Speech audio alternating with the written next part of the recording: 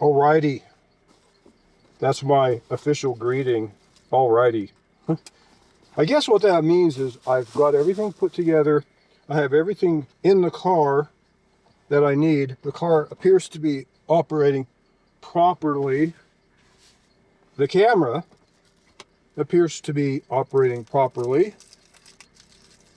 I've got everything shoveled if I have had to shovel, and of course, this winter, oh gee, I got a chat from Jenna22, and she says, "Hi, I just got a text that our profiles matched.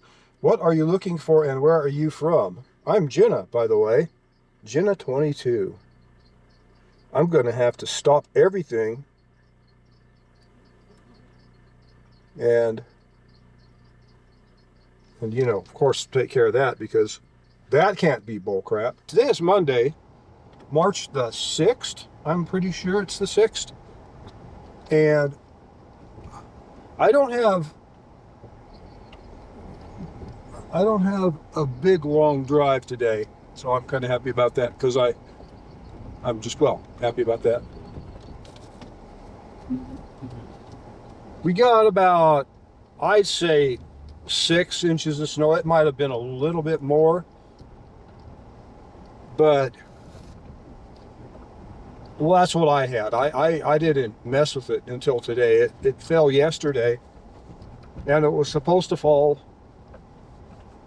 pretty much all night. Bark, bark, bark, bark, bark. Dogs like to bark at me. So yeah, we probably got about 8 inches down in here, maybe a little more.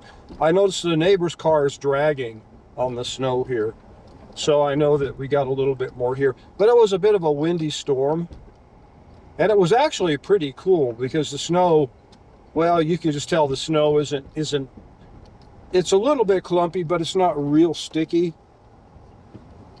So, anyway.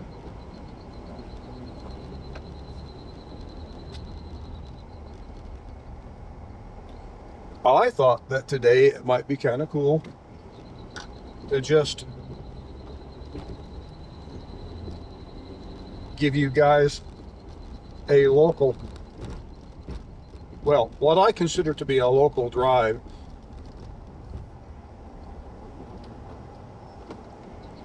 And not only a local drive, yeah, I guess just a local drive, yeah. The local drive. Oh yeah. Well, and not during rush hour. I really despise this drive that I have got to do today more than any other place that I have got to go. But it's usually better.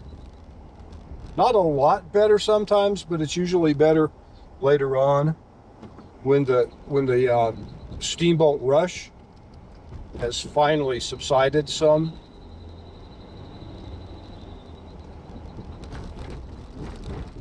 So we'll see. Well, we'll see, won't we?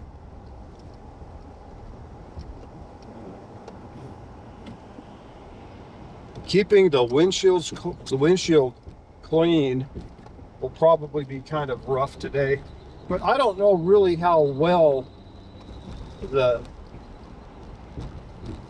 CDOT kept the roads. So, but we are really on the edge of thawing, and yeah, it looks to me like it's going to be a real sloppy drive. When I did my last video from Steamboat to Craig, I called it "You Dirty Drive."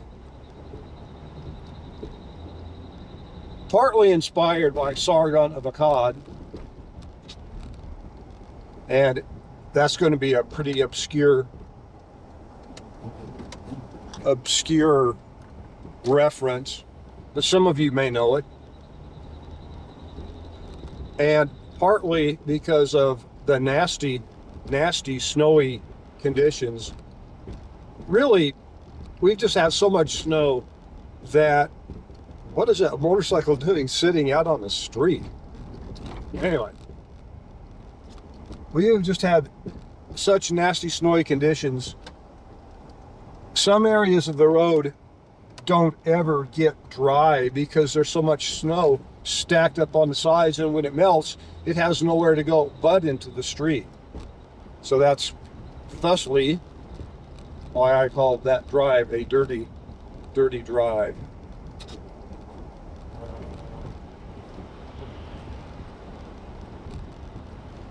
I'm trying to avoid wet roads, but there's just no way. I'm not going to be able to. This is going to be a soggy drive today. Late winter snow is typically, well, it's typically this kind of nasty stuff.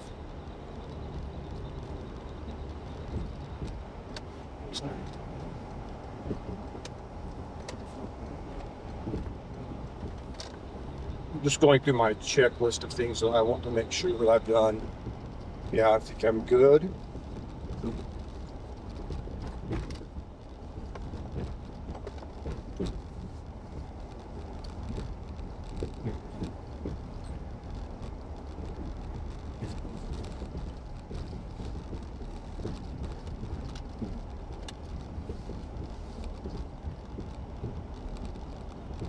The last video that I uploaded yesterday morning, and that was the second part of my drive from last week through that really serious windstorm in the North Park.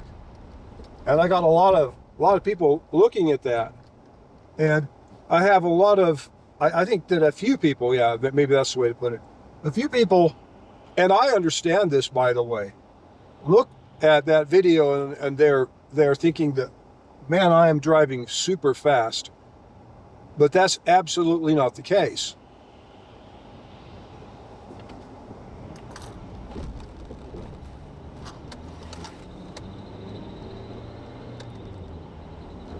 It was strange to me to see so many people not driving the speed that I typically drive, because I'm not the only one that drives that speed. There are a lot of people, not a huge amount of people, but there are a lot of people that have their cars set up for this kind of weather and get down the road pretty fast. Steamboat's a great example.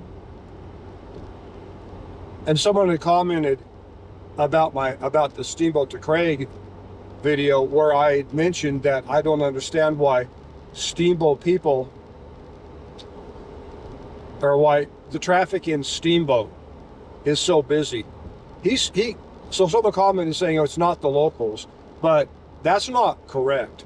It may not be the locals, he knows, but if you drive out to Stagecoach, I don't care how fast you want to go. You can probably go as fast as your car will allow you to go, and someone's still probably going to pass you. So there's a weird disconnect and in speed limits around Steamboat. And I noticed that on Highway 131 going down towards Oak Creek, that if I am not doing about 7 miles above the posted speed limit, 7 miles an hour above the posted speed limit, in the slower sections, not in the 65-hour section, but in the 55 and 45 mile an hour speeds, that people are on my tail and passing me. I kid you not. And I'm real uncomfortable going that speed. I don't want to get a ticket, but I've gone that speed because I wanted to see how fast I had to go before I wasn't getting tailgated and passed. So now I know. I'm just going to go ahead and give these guys a little leeway.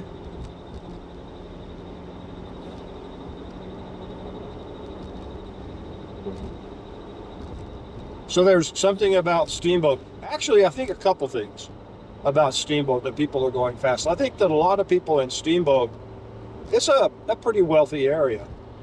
And I think that probably generally speaking, a larger number of people in Steamboat have their cars ready for winter. much more so than, let's say, the crowd of people that drive from Craig to Steamboat. Because that crowd of people, there's going to be more people that are making less money in that crowd. Because the further away you live from Steamboat, it's a ski town thing, the ski town dynamic. If you have the money, you'll probably live closer in. So I'm wondering if that doesn't have something to do with it. Because when I am in Steamboat in winter conditions, I am not the only person on the road going the speed that I'm going, which, by the way, I'm still not speeding. I'm going under the speed limit. Well, sometimes I'm right at the speed limit, but I rarely ever go much above it. So, but I think that there may be something to that. I think that in Steamboat it might well be that people's cars are just more maintained. If you have more money to spend on things, you probably spend more money on things. If you have less money to spend on things, you probably prioritize a little bit differently. So, yeah.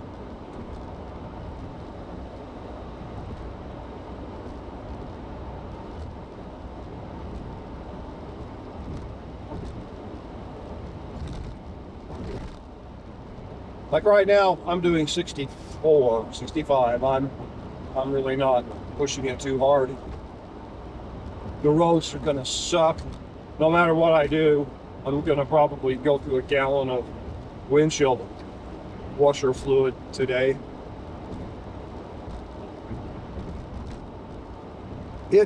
From running the camera, by the way, when my windshield gets dirty, the one area that is the absolute hardest area to clean, ironically or not, is the area directly in front of your view.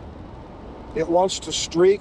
I think the wipers are a little bit messed up there, but the windshield washer fluid doesn't spray as strongly on the passenger side as it does on the driver's side, and it sprays in a different area.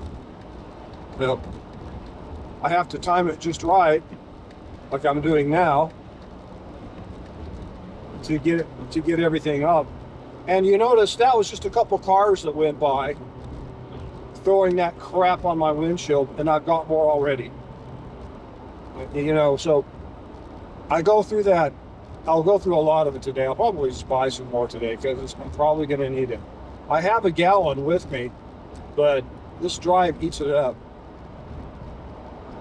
That little road, County Road 29, goes up north. It's a neat area. It goes to Elkhad Reservoir. It will also, there are turnoffs on that road. It will take you back. It can take you back to Highway 13 north of Craig. It can take you to Hayden.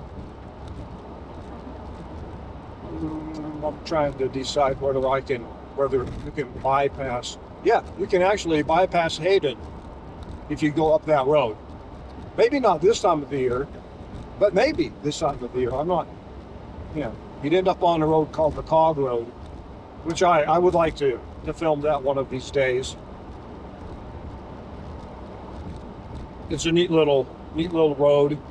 But I think they have a run, or probably a little run. They call it the Cog Run. So people are running up that hill. I've never done it. Don't have any interest whatsoever in doing it. But it's a neat thing.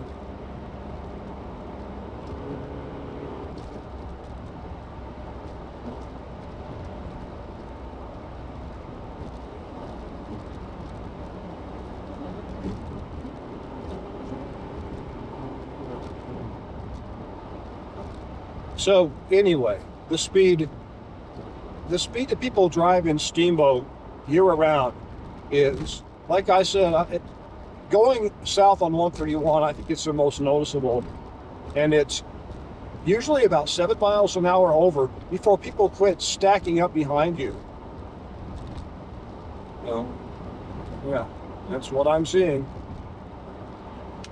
Now, certainly people can argue with me about that, but I mean, this is the facts. I drive that road. I know what speeds I have to go to keep from getting, to keep from slowing everyone down. And I'm sensitive about that. I would rather not be impeding traffic. And the point behind that is I don't want people to impede me. So I try to treat people the way I want to be treated, and I try not to impede them. And I also think it's safer to go the speed of the road that you're on. The less interactions that you have with people, I think typically the safer you are. So whether that means anything or not, I don't know, but that's how I look at things anyway.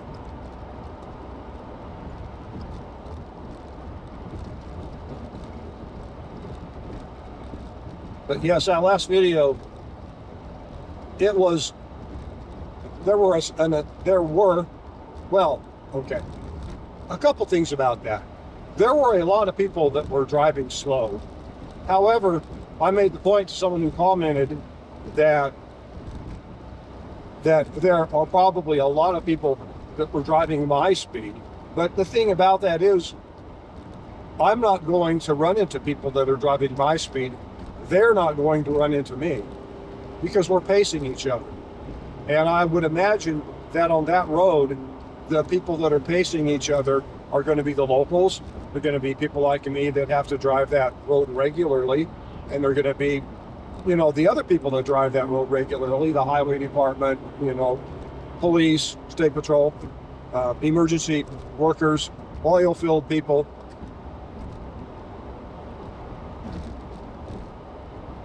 And then again, that will depend on how your particular vehicle is set up.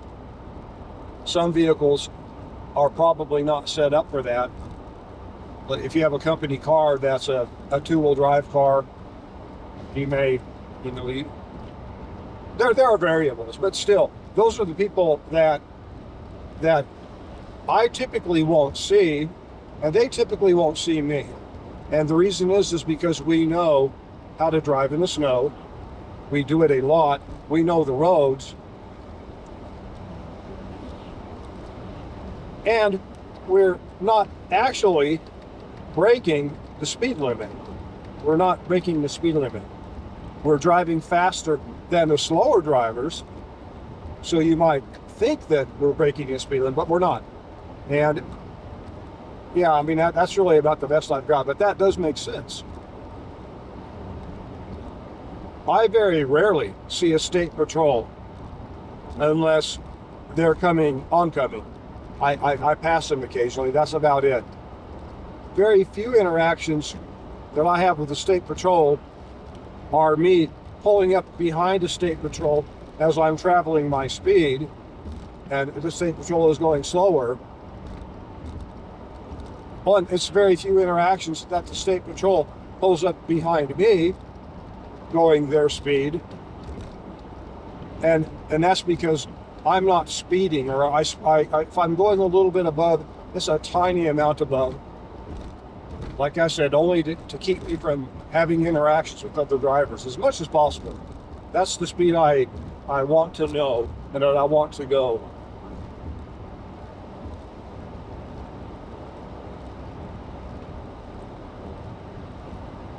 It's kind of funny that, well, when I was thinking about doing this, it was in the summertime and in the fall when I would, and I had a different camera in here, and I would do little practice runs just to see if I could even do this.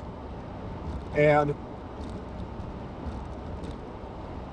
the subject that always came up, I mean, I was basically just talking to myself, but then again, that's kind of what I'm doing right now. The subject that would pretty much always come up would be politics or philosophy or scenery or geology. Rarely driving. But the reality of the situation is, especially this year, and doing this in the winter, is that driving becomes a really big deal because it becomes really difficult. I had another person comment that that they drive mainly in the city. It's a guy, I think he also does some driving videos. I can't think of his name right now, but you can check in the comments of the last video I put in if you want to go through there. The guy's out of Utah. He mentioned that, you know, city driving, he feels, well, I mean, I got that meaning out of that. He felt like city driving was a little bit easier. And in my opinion, city driving, I don't really like city driving. I can do it if I have to, but if I don't have to, I don't. I had a job back in, I think it was 2007 or 2008, and had to go out to Sacramento, was working on a famous piece of architecture. That's probably the best way to describe it. I could probably even talk about it now, I think, at this point. The company that I was working for has closed. They're still around, but so I think that any kind of understanding that I may have had with that company or their clients, for that matter, is probably, you know, water under the bridge. There are some things I can't really talk about still, but I worked on a famous cabin. Let's just call it a famous cabin, and was in Sacramento. And it was interesting. I'd never worked with this guy before, but really neat guy, neat company. And the first few days, we really weren't seeing eye to eye about things. It's just a matter of my personality is a little bit different than his personality, and it took us some time to like get over that uncomfortable hump. And I've worked with him several times since, and we still have a little bit of that there. We just, you know, we both march to the beat of our own drum, and our tunes are a little bit different, I guess is a way to put it. But a real good guy, smart guy. Anyway, so we weren't really getting along real well. We were just having a tough time, but I was doing what I could to do my part, and he was doing what he could. We were working at it, but at some point he was getting frustrated, and I was actually getting frustrated too. And he had made the point that when he works on jobs like this, the person that is the least valuable in the job becomes the runner. And so he had mentioned at some point while we were going through this uncomfortable phase, hey, would you like to go get this stuff and go do that? And I said, no, I do not want to do that. And I think it was a good thing. I didn't want to become the runner because I had more value to give to that job than just going down and buying parts at the hardware store or the lumber store. So it worked out really well.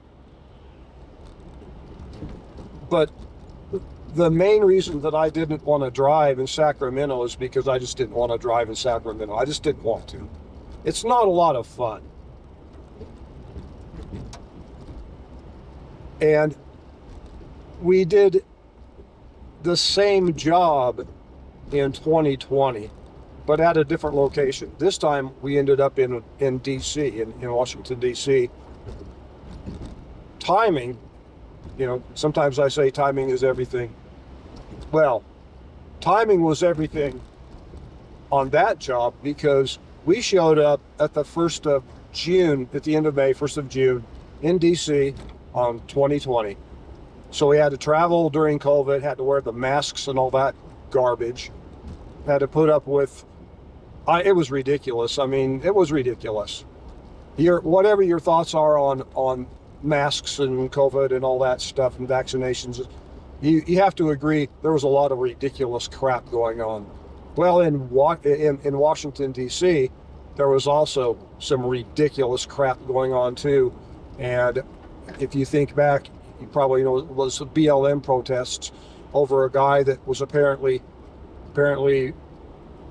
beaten by the police or something along that line. I absolutely do not believe that happened. What I believe happened was that the left found something that they could somewhat rile up their troops over. Who are the troops? The useful idiots. So we got to Washington to do this same job again, to move this famous piece of architecture from one spot to another. And we were like within 4 blocks of the Capitol building doing this. Well, every day we saw the BLM riots. What I noticed about that was there were very few black people, but there were a whole lot of pasty white, well-to-do looking college kids. And it was kind of like a party atmosphere. Well, kind of like an evil party atmosphere, because these kids were destroying. They were breaking. They were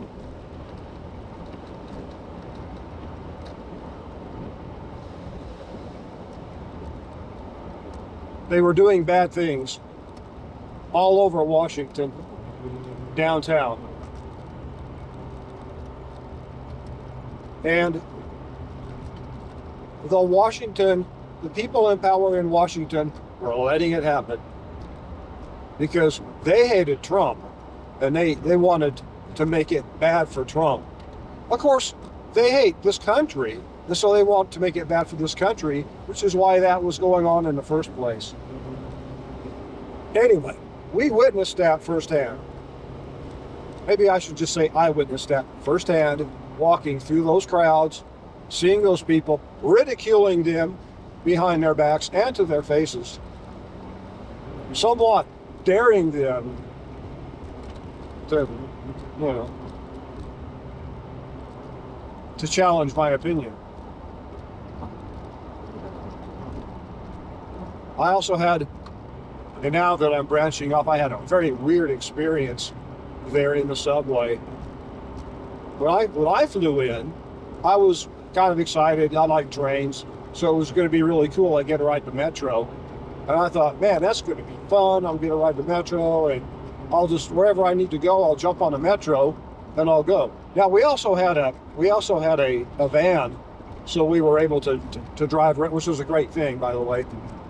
And so we could drive we had different ways to get from where we were staying to our work areas. But I got in, and my friend, I call him my friend, I think he's my friend now. He asked me if I wanted him to come and pick me up from the airport. It was Ronald Reagan Airport. I was like, no, I don't want. I'll take the metro. I really want to take the metro. And so it was great fun. I got my stuff. At the airport, went out there on the platform, got the metro. I knew where I was going. I was going to the Foggy Bottom exit, or the Foggy Bottom station, I suppose you call it, whatever. So I get to the Foggy Bottom station, and it's a pretty long way up. It's probably 40 or 50 feet down, to the best of my memory. Anyway, as I was heading up the stairs, I heard this woman. And she was mad. She was really cussing somebody really bad. And I'm thinking, man, I'm glad I'm not whoever she was cussing. But I actually was. Her voice was getting louder and louder. And at some point, I turned around, and like 10 or 15 feet behind me was this black girl who was extremely mad at me. She was cussing me. She was telling me she was going to cut me and kill me. She was just going to town. And I understand the situation. I understood it immediately.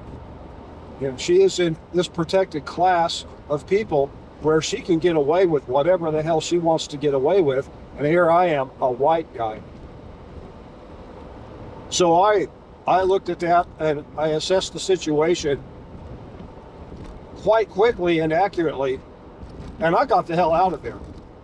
I hurried up, and I got What's going on up here? I saw the lights go. I saw the signal lights go. Looks like a train may have just come through. Oh yeah, I see. Or a vehicle maybe. I got the hell out of that subway station, and it was bad. What she was saying, but I knew that if I wanted to become an internationally known person, that was my time. If I would have felt threatened enough to defend myself, I'm out of Washington. I'm gonna have to pull over, and there's no way I'm gonna make it to Steamboat this way. There's a pullover up here. I'm gonna take advantage of. See, look at this. My windshield is just getting. I mean, this is ridiculous. This is one of the things that really annoy me about the crap they put on the roads, because that's what is getting on my windshield. It's the junk that they put on the roads. Anyway, we'll pull over. Yeah, I'll just pull over here.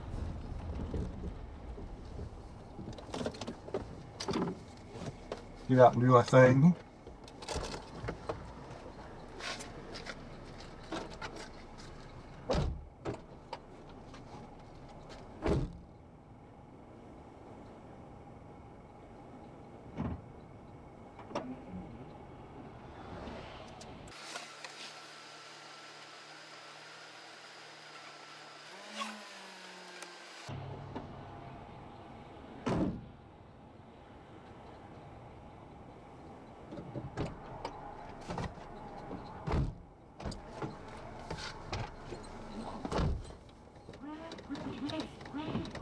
Okay. Yeah, I go through about a gallon a week in this kind of nasty weather. So it's just quite annoying. So where was I? Well, I'm waiting to get back on the road. Yeah, so this girl who was following behind me, cussing me, calling me all kinds of stuff, doing everything that if a white person would have done that to a black person anywhere, they would have been. I mean, it's, you know, if you know what I'm talking about, and you know that there is quite a disparity in this world, then I don't have to say anymore. But I'll just say this. The left is always looking for somebody that they can use to hold up as this white supremacist person. And that's why I said, if I wanted to become famous, internationally famous at that point, all I would have had to do was defend myself against this girl, or get myself in a position where I would have had to defend myself against this girl. And I knew that I better get the hell out of there, and I better not let her catch me. And so I did. I got the hell out of there. I did not let her catch me. And when I finally got up the stairs and up into the open, up on the surface streets, she was chasing me. She probably chased me for 3 blocks, screaming at me, yelling at me. I've never seen this woman in my life. I didn't even see her approach me. I just heard a voice come from behind me. That is my interaction with this person. So I have a feeling that this woman was quite mentally deranged. And I felt bad about that. But at the same time, I had to get the hell out of there. So I did. I got the hell out of there. And when I finally got to my hotel, which wasn't that far away, I think I could still hear a little bit of her screaming. And people were looking. I mean, it was, you would think in DC that wouldn't be a big deal. That would be a pretty common occurrence. But people were looking like, what in the hell is going on? This was, I think, on a Sunday before the big BLM crap was going on. But you know, the leftists were staging it at that point. They were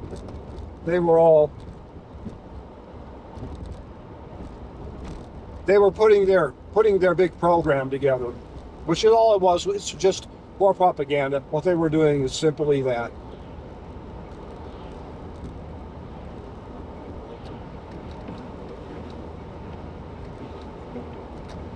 What a deal. But the story's not done.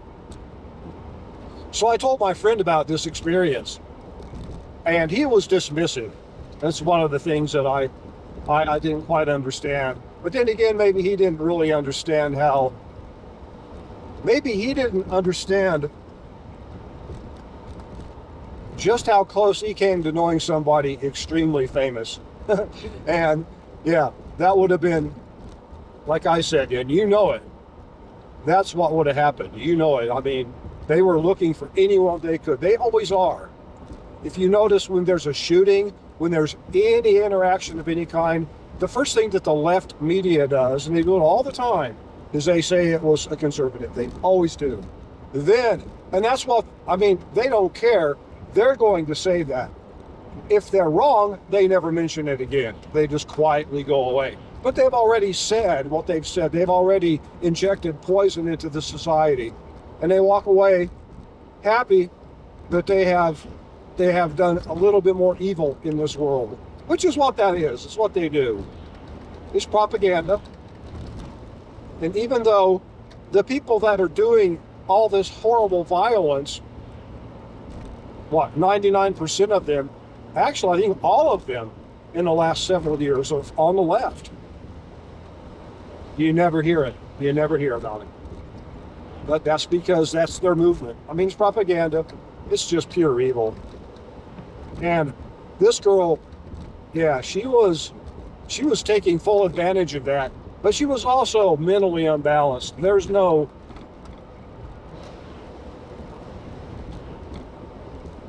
way that even someone that you might call a Karen, right? Somebody who's over the top. This girl will put them to shame. I feared for my life. I figured that she had a knife and she was going to do what she said she was going to do, but she didn't get the opportunity. Again, there's another part to this story. So we did our job. We got this piece of famous architecture moved from one facility that was closing to another facility that wasn't closing. And we got done, and I had a day, after a couple weeks of work that we did, I had an extra day to just kind of hang out while I was waiting for my flight. I could have probably changed my flight and got back here quicker, but I thought, I'll just go ahead and tour Washington a little bit more. And I had done a lot of looking around. I just stayed out of the subway, just in case I would run into this girl again. And so I thought, well, okay, it's been a couple weeks. I'm sure that if I can, the odds of me, being caught by that girl ain't gonna happen. So I think it was like a Saturday or a Sunday. I think it was a Saturday. I went back down to Foggy Bottom and carefully went down into the station, and everything looked good. So I got on a train and headed out towards the Pentagon. Actually, I went all the way, I can't remember which line it was, but I went all the way to the end of the line. I wanted to see a particular area. I have some family out there. I wanted to see a particular area where that place was. So I was able to do that, and it was fun. I enjoyed riding the train.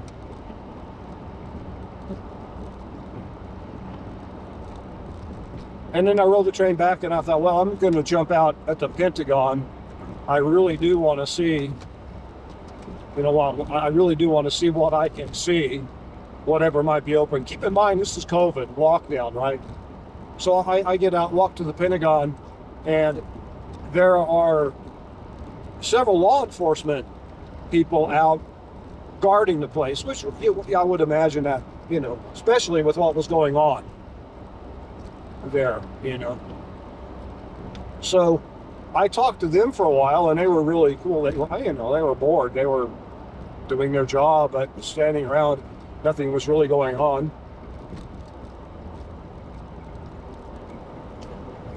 And they told me, gave me some details about, you know, what I could go take a look at while I was there. And so it was nice talking to them. It was a good conversation. And I followed their recommendations, and I went and looked at, you know, some of these areas that they were talking about. Now I gotta get this.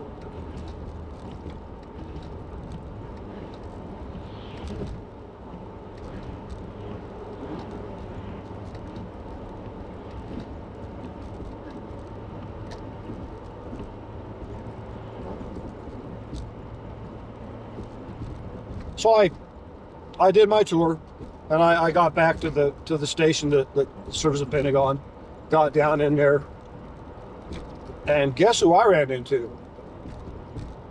And it was the same thing. Out of nowhere, same girl started screaming at me.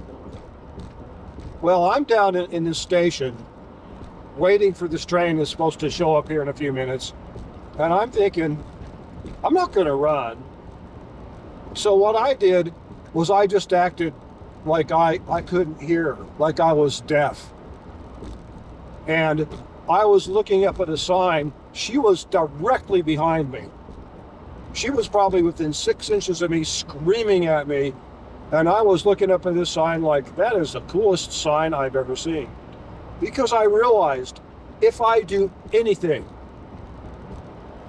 I become internationally known. If I do anything. And besides, she's got a problem. She has a mental issue. Something's wrong with that poor person. I mean, she's got a problem.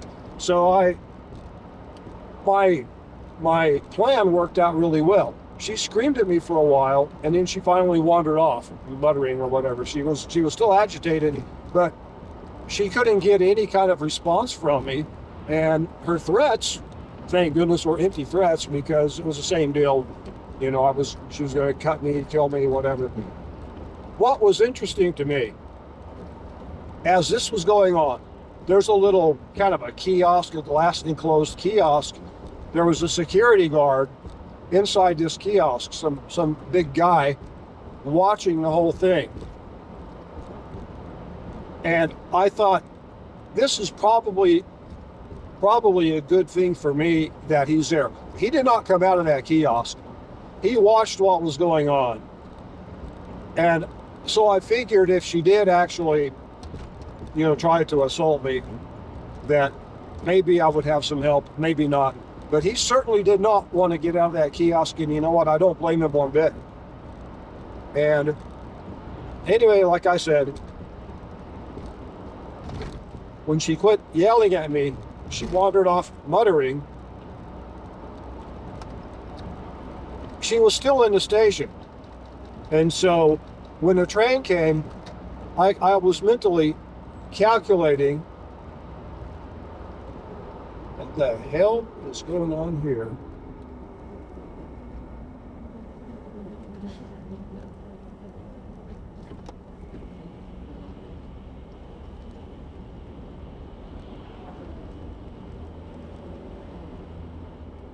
I have no idea what that was about. That guy came out in the street. Maybe he thought he had a dog or a little creature or a kid out in the street or something. Anyway, where was I? Oh yeah. So as I was thinking about, well, what do I need to do here? Because if she follows me, I want to try to be in a good position. And so I thought about where the stairs were at Foggy Bottom, and I kind of counted when the train showed up. I mean, I thought about this beforehand, and I got onto the train car that I thought was closest to the steps, and she got onto another car I was watching. She got onto the very back of the train.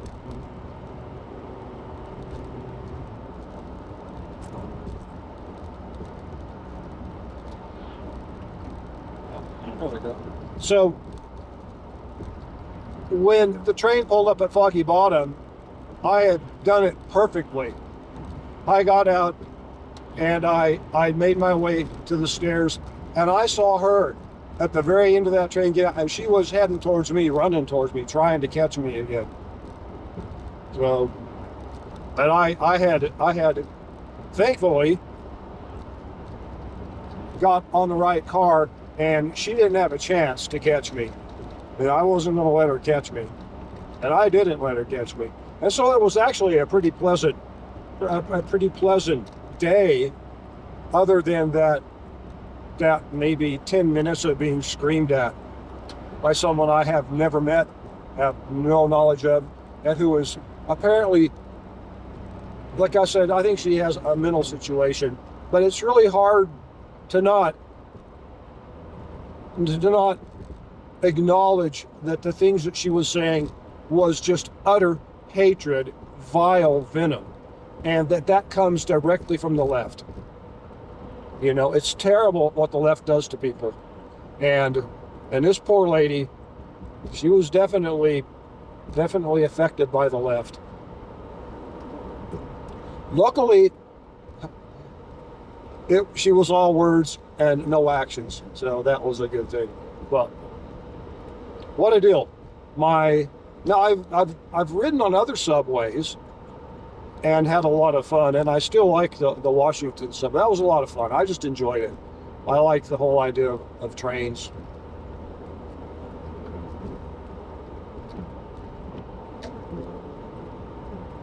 I actually was employed by UP for a short while, and I have some issues to work through. Maybe I'll talk more about it someday, but right now I'll just say that much. Call it that.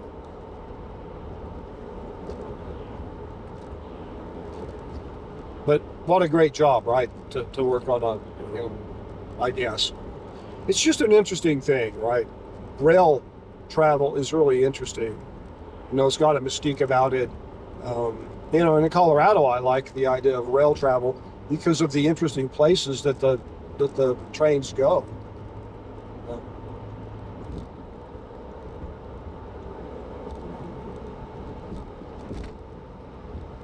Yeah, what a deal. I thinking back about that was quite a thing. And to be able to, for me, typically, I'm a boisterous, mouthy kind of person, but I knew better when it counted. I knew better. It was time to just, be a duck. Let it roll off me like water on a duck, right? That was really all I could do. Well, and just stay away. But for the most part, while I was in DC, I had a lot of fun. When we were done, anytime I had spare time, I would go out and I would tour the town. The architecture there is really cool. A lot of really neat old buildings. I enjoyed that immensely. But there were some things about it that were annoying. And of course, because of COVID, a lot of stores were closed and a lot of restaurants were closed. But luckily, there were enough restaurants open that I was able to get food. But it wasn't, well, one of the really fun things about Sacramento was that when we got done with our job, we would go out and my friend would provide all the meals and lodging, the whole thing, right? Set it up, and he was a great host, and he would take us to incredibly awesome restaurants, or he'd let us pick, but he was pretty good. He the guy's a world travel guy, so he kind of knows his way around, and I am just I'm not that at all. So when I was in Sacramento, we ate at a different restaurant pretty much every night, but there was one restaurant, I think the Elephant Bar, is that what it was called? Really liked that. That was awesome food.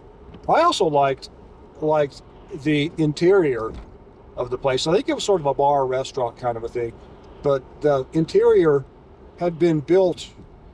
There was plasterwork done, but it looked like rock formations. That's what they had intended, and it was quite nice. I really liked that. I kind of like that idea anyway, of being able to do that kind of work with stucco. And I've done some stucco, so that was really interesting to me. But the food was great. So.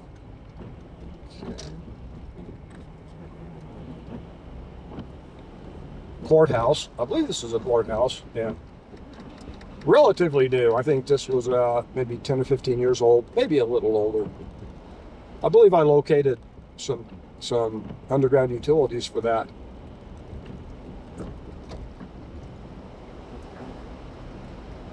Because I did that at one time.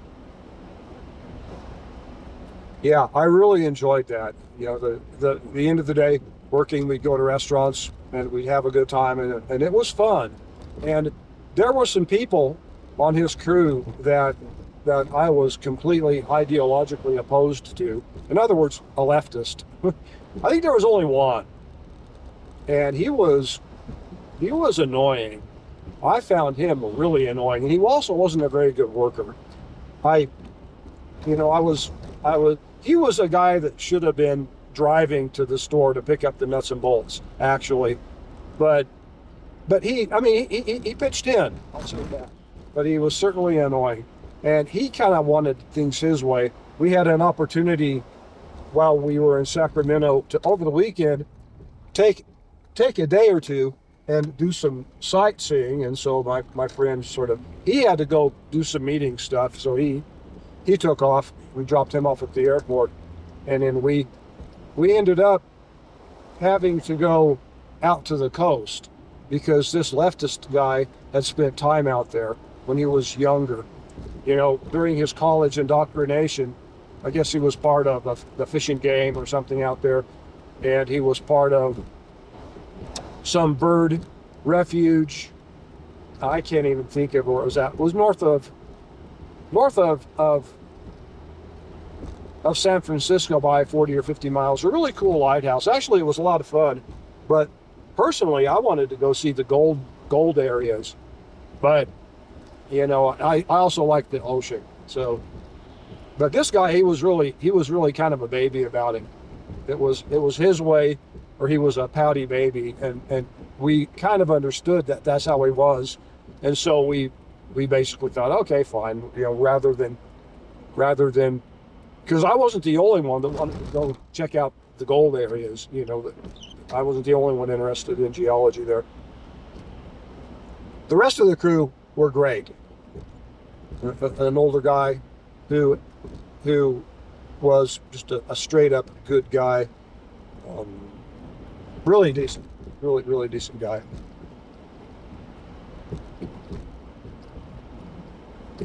So we did get to do that. This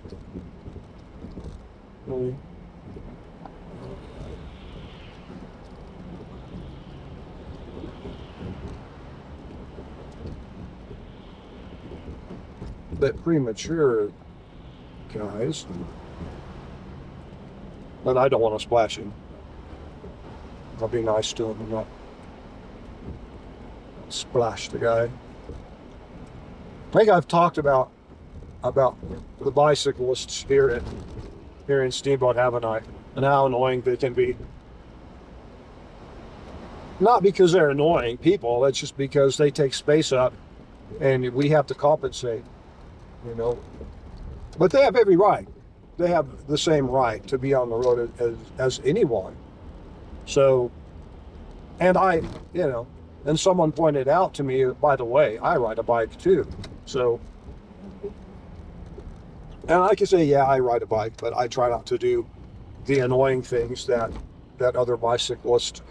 some bicyclists do. Sometimes you don't have a choice, like those two. The only real choice that those two bicyclists had was not riding their bikes into sloppy stuff. That would have been the choice that I would have made. I would have not done that. I think if I had to go out into the hills today, I would have put on skis or snowshoes or something rather than getting on a bicycle. I mean, look at this mess. They could be regretting their, hell, I don't know, maybe not. And in case you don't know, this is Yampa Avenue. This is my favorite street in Steamboat, mainly because it's really calm. The river's just right over to our south. We're heading kind of, yeah, we're kind of heading, are we heading west? East right now. Steamboat sort of goes east and south, or you could say north and west, depending. I mean, so it kind of bends a little bit. But anyway, the river is over to our right, the Yampa River.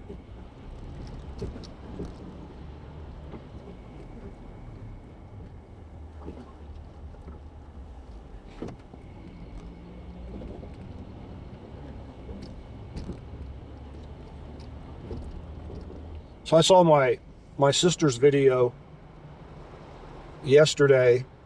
She went into Chickasha and picked up a really cool horse trailer. And if you don't know what her channel's called, and that's what I saw her YouTube channel. Her channel's called Woman at the Wheel.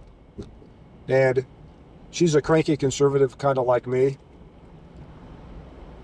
And I've mentioned her before, but she mainly, right now, it seems like horse trailers are the big thing for her to move around right now.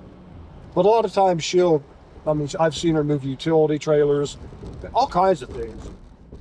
And she started out as a hotshot, running parts for oil, oil companies.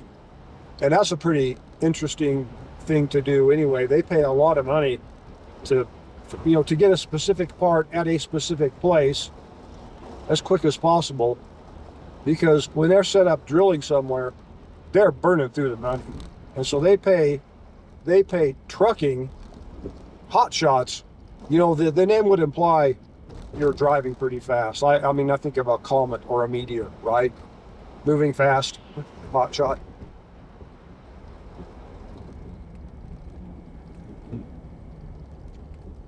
So she did that kind of work for a while, and then she stopped doing that, and she got into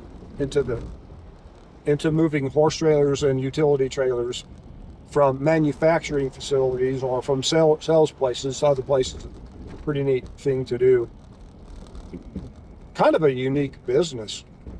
And she went, her last video, she went up to Chickasha to Cimarron trailers, which are really nice trailers. And so she says, and they do look really nice. And she would know because she pulls these trailers. If you ever wanted to buy a trailer, that is who you'd probably want to talk to. It's somebody who, yeah, not impressed. If you ever wanted to, buy a trailer, that somebody who hauls them from the factory and deals with the factory, deals with the trailers, that's a pretty good source. So she picked the trailer up, took it back. I think she was using her Dodge for a bigger truck. And they're still doing some work on their older Ford. But I think the Ford is her favorite truck, and they're getting the bugs worked out of it. They've had to do quite a few little repairs on it, but it's a neat little truck. I know why they don't want to, why they want to continue working with it, because it's such a nice little truck. Anyway, if you're interested in that kind of stuff, her channel is Woman at the Wheel. And yeah, search that on YouTube or on Rumble and you'll find it.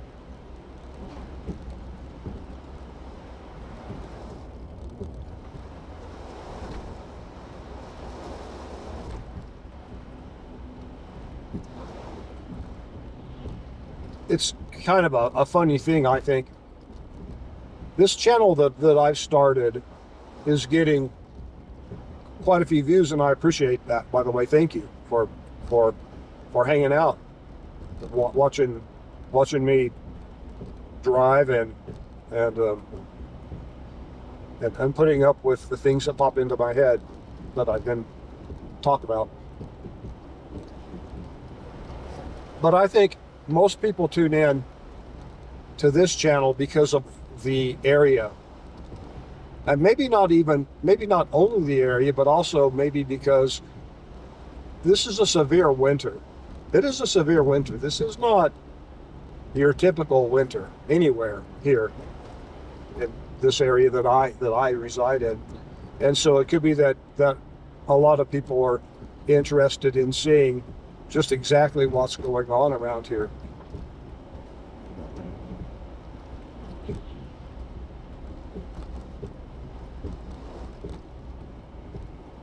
So she doesn't get that many views, and it's kind of a, but then again, you know, she's also, you know, she's kind of new. She's done it longer than me. I also think that because I have another channel, that maybe I have some sort of preference, you know, as far as YouTube goes. Who knows how YouTube decides how to do their videos. I will say this, my other channel was completely shut down. Well, it's strangled to the point that it could barely do anything. I still post some videos to it. So it might be that even though that's the case, it's just the fact that I have a channel with a few thousand subscribers already. I just don't know. What I do know, though, is I really love to watch her videos. I love to see that area down there in southern Oklahoma and where she goes. And a lot of the reason that I like to see it is because, well, I grew up in that area. We spent some years there, but also we grew up here and there. So we've had both the mountains and the plains. But it's also not snowy there. It looks so nice. One of the things I like about getting into Laramie is that there's usually not nearly as much snow there, and I love that. I'm tired of the snow this year. I really am. I still like it, I guess. I'll like it in the summertime when things are hot and I'm complaining about the heat. But I have shoveled plenty of snow this year. So I love seeing driving videos where you don't have to worry about mud everywhere, snow everywhere, slipping and sliding everywhere, you know, all that stuff. Where you can't see anything, visibility is just down to nothing. Anyway, we're getting ready to call this good. Yep. Get around that. Get around here.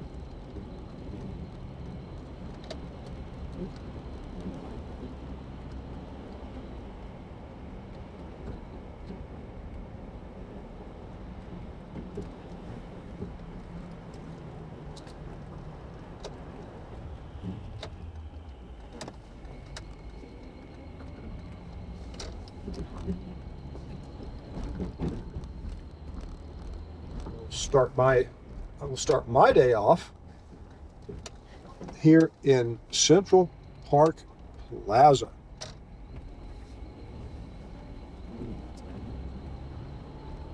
And I will head back to Craig. And I would imagine that later on today, there are several tons of snow that I still have got to move. That's a bit of an exaggeration. It's not several tons. Maybe a couple tons, though. Probably a little bit of it.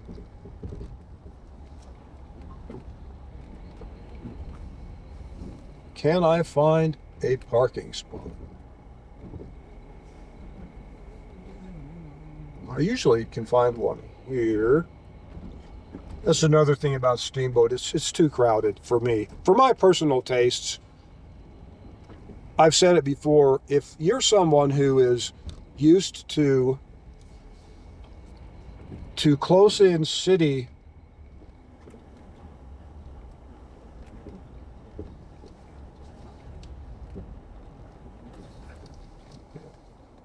if you're someone who's used to close in city driving, then this is no big deal. But like me, I am not. I I like the more rural areas for sure, but I have driven in them. Anyway, y'all take care. I'll go do my thing, and thanks for hanging out and watching this, and obviously comment to your heart's content. I try to answer them all, and I will always do that until I absolutely cannot do that, because I really hate it when I comment and no one gets back to me. So anyway, take care. We'll talk to you later.